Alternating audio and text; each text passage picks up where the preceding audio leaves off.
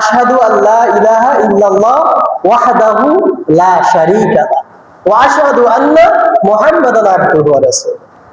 হঠাৎ করে ঝড় আসে, হঠাৎ করে ঝড় বন্ধ হয়ে যায়, হঠাৎ করে ভূমিকম্প আসে, হঠাৎ করে বন্ধ হয়ে যায়। এটা নিয়ন্ত্রণকারী একজন অবশ্যই আছে, তাই না? তো এটা নিয়ন্ত্রণকারী যদি কেউ না মানে তাকে বলা হয় নাস্তিক, আর যিনি মানেন তাকে বলা হয় আস্তিক। এখন বলেন, হিন্দুরাও তো আল্লাহকে মানেন, খ্রিস্টানরাও আল্লাহকে মানেন, বৌদ্ধরাও আল্লাহকে মানেন, তো তারা কি নাস্তিক না আস্তিক? তারা আস্তিক। তারা কি? তারা আস্তিক, আমরাও আস্তিক।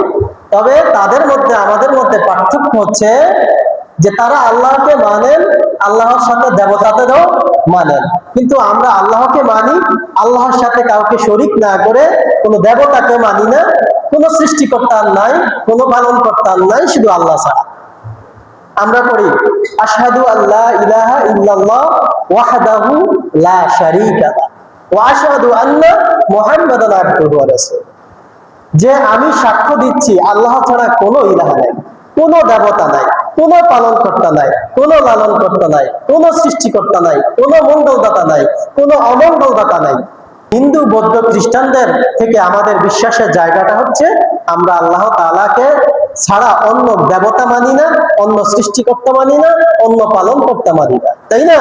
আমরা মনে করি আল্লাহ তাআলা আমাদের সব কিছু, আমাদেরই মালিক আল্লাহ। এই তামাম সৃষ্টি জগতের মালিক যদি আল্লাহ হয়ে থাকেন, তাহলে আমাদের মালিক কে? আল্লাহ।